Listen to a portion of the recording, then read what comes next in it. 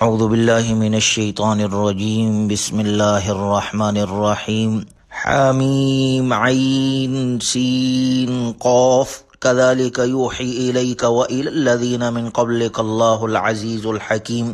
یہ سورہ شورى ہے جو 53 آیات اور 5 رکوعات پر مشتمل ہے۔ اس سورت مبارکہ کی آیت نمبر 38 میں ایمان والوں کی قابل تعریف صفت بیان کی گئی ہے، وَأَمْرُهُمْ شُورَىٰ بَيْنَهُمْ، کہ وہ اپنے کام آپس کے مشورے سے کرتے ہیں۔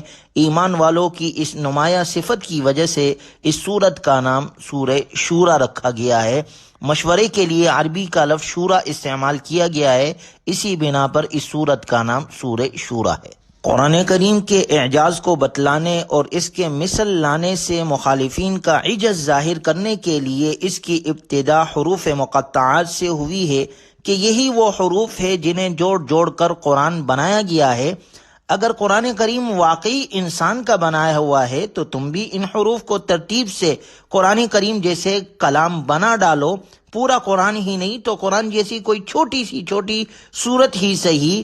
اور تمہارے اس کارنامے سے سب سے بڑا فائدہ یہ ہوگا کہ معاذ اللہ محمد صلی اللہ علیہ وسلم کو جھوٹا ثابت کرنے کے لیے نہ پروپیگنڈا کرنا پڑے گا، نہ مالی وسائل استعمال کرنے پڑیں گے، نہ جنگ کی آگ میں اپنے بیٹوں اور بھائیوں کو جھونکنا پڑے گا۔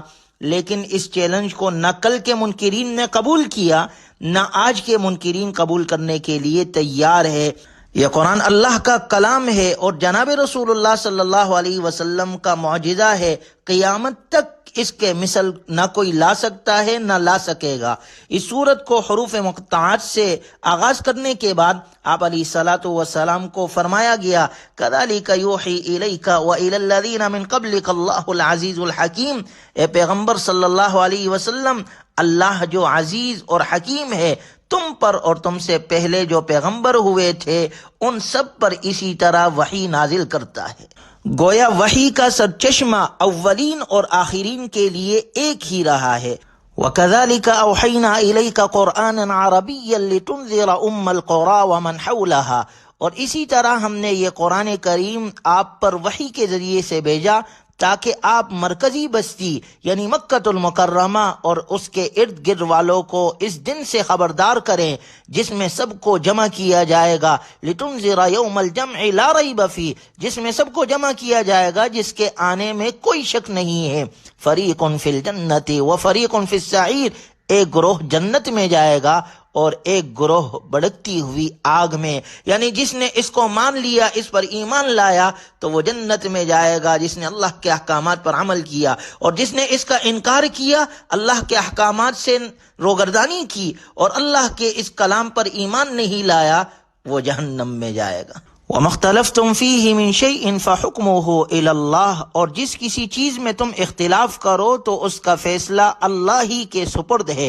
ذَلِكُمُ اللَّهُ رَبِّي عَلَيْهِ تَوَكَّلْتُ وَإِلَيْهِ أُنِيبُ، وہ اللہ میرا رب ہے، میں نے اسی پر بھروسہ کیا اور اسی کی طرف رجوع ہوتا ہوں۔ فاطر السماوات والارض، وہ آسمانوں کا اور زمین کا پیدا فرمانے والا ہے۔ جعل لکم من انفسکم ازواجا ومن الانعام ازواجا، اس نے تمہارے نفسوں میں سے جوڑے بنائے اور مویشیوں میں سے جوڑے بنائے۔ یزرعکم فی، اسی کے ذریعے سے وہ تمہاری نسل چلاتا ہے۔ لیس کمثلہ شیء، کوئی چیز اس کے مثل نہیں ہے، یعنی اللہ کی طرح کوئی بھی چیز نہیں ہے۔ خالق تعالی کا وجود حقیقی ہے، وہ ہمیشہ سے ہے جس کی کوئی ابتدا نہیں، وہ ہمیشہ رہے گا جس کی کوئی انتہا نہیں۔ وہ اپنی ذات اور صفات میں تنہا بے مثال ہے، اس کی ذات کی طرح کوئی ذات نہیں، اس کی صفات کی طرح کسی کی صفات نہیں۔ وَهُوَ السَّمِيعُ الْبَصِيرُ، وہ سننے والا ہے، دیکھنے والا ہے، وہ ہر بات کو سنتا ہے، ہر چیز کو دیکھتا ہے۔ لَهُ مَقَالِيدُ السَّمَاوَاتِ وَالْأَرْضِ، آسمانوں کی اور زمین کی کنجیاں یعنی سارے خزانوں کا وہی مالک ہے۔ يَبْسُطُ الرِّزْقَ لِمَن يَشَاءُ وَيَقْدِرُ، وہ پہلا دیتا ہے رزق جس کے لیے چاہے اور تنگ کر دیتا ہے جس کے لیے چاہے۔ إِنَّهُ بِكُلِّ شَيْءٍ عَلِيمٌ، بے شک وہ اللہ ہر چیز کا جاننے والا ہے۔ اگلی آیت مبارکہ میں وحی اور رسالت کے مضمون ہی کو مؤکد کرنے کے لیے یہ بتایا گیا ہے کہ اللہ کے نزدیک دین ایک ہی ہے۔ شرع لکم من الدین ما وصى به نوح والذی اوحینا الیک، اللہ نے تمہارے لیے وہی دین مشروع فرمایا جس کی اس نے نوح علیہ الصلوۃ والسلام کو وصیت فرمائی اور جس کو ہم نے آپ علیہ الصلوۃ والسلام کی طرف وحی کے ذریعے سے بھیجا۔ وما وصینا به ابراہیم وموسیٰ وعیسیٰ ان اقیموا الدین ولا تتفرقوا فیہ، اور ہم نے جس کی وصیت کی ابراہیم کو اور موسیٰ کو اور عیسیٰ کو علیہم الصلوۃ والسلام کہ ان اقیموا الدین ولا تتفرقوا فیہ، کہ تم دین کو قائم کرو اور اس میں تفرقہ نہ ڈالو۔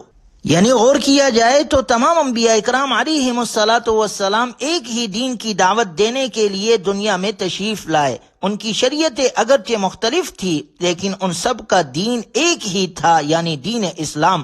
حضرت نوح، ابراہیم، موسیٰ اور عیسیٰ علیہم الصلاۃ والسلام کو اسی دین کی دعوت کے لیے دنیا میں بھیجا گیا تھا۔ کبر علی المشرکین ما تدعوہم الیہ، پھر بھی مشرکین کو وہ بات بہت گراں گزرتی ہے جس کی طرف آپ انہیں دعوت دے رہے ہیں، جس کی طرف آپ انہیں بلا رہے ہیں۔ اللہ یجتبی الیہ من یشاء ویہدی الیہ من ینیب، اللہ جس کو چاہتا ہے چن کر اپنی طرف کھینچ لیتا ہے، اور جو شخص اللہ کی طرف رجوع کرتا ہے تو اللہ اسے اپنی طرف سے ہدایت دیتا ہے۔ اس لیے اگلی آیت میں اللہ تبارک و تعالی نے صراحتاً فرمایا وَمَا تَفَرَّقُوا إِلَّا مِن بَعْدِ مَا جَاءَهُمُ الْعِلْمُ بَغْيًا بَيْنَهُمْ، اور لوگوں نے آپس کی عداوتوں کی وجہ سے دین میں جو تفرقہ ڈالا ہے وہ اس کے بعد ہی ڈالا ہے جب ان کے پاس یقینی علم آ چکا تھا۔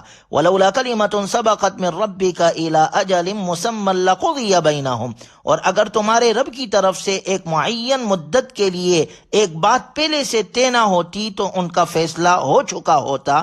پہلے سے طے شدہ بات یہ تھی کہ ان لوگوں کو ایک دم کسی عذاب سے ہلاک نہیں کیا جائے گا بلکہ مہلت دی جائے گی جس میں اگر چاہے تو ایمان لا سکے۔ وَإِنَّ الَّذِينَ أُورِثُوا الْكِتَابَ مِن بَعْدِهِمْ لَفِي شَكٍّ مِّنْهُ مُرِيبٍ، اور بلا شبہ ان کے بعد جن لوگوں کو کتاب کا وارث بنایا گیا ہے وہ اس کی طرف سے شک میں پڑے ہیں جو تردد میں ڈالنے والا ہے۔ چنانچہ اہل کتاب محض حسد اور عناد کی بنا پر تفرقہ میں مبتلا ہو گئے، اور ان کے تفرقہ اور اختلاف ہی کو مٹانے اور قول فیصل سنانے کے لیے اللہ تعالیٰ نے ہمارے نبی صلی اللہ علیہ وسلم کو مبعوث فرمایا اور آپ علیہ الصلوۃ والسلام کو حکم دیا فَلِذَلِكَ فَادْعُ وَاسْتَقِمْ كَمَا أُمِرْتَ وَلَا تَتَّبِعْ أَهْوَاءَهُمْ، اے پیغمبر آپ اسی بات کی طرف لوگوں کو دعوت دیتے رہو اور جس کی طرف آپ کو حکم دیا گیا ہے اسی دین پر جمے رہو اور ان لوگوں کی خواہشات کے پیچھے نہ چلو۔ وَقُلْ آمَنْتُ بِمَا أَنزَلَ اللَّهُ مِنْ کتاب، اور کہہ دو کہ میں تو اس کتاب پر ایمان لایا ہوں جو اللہ نے نازل کی ہے۔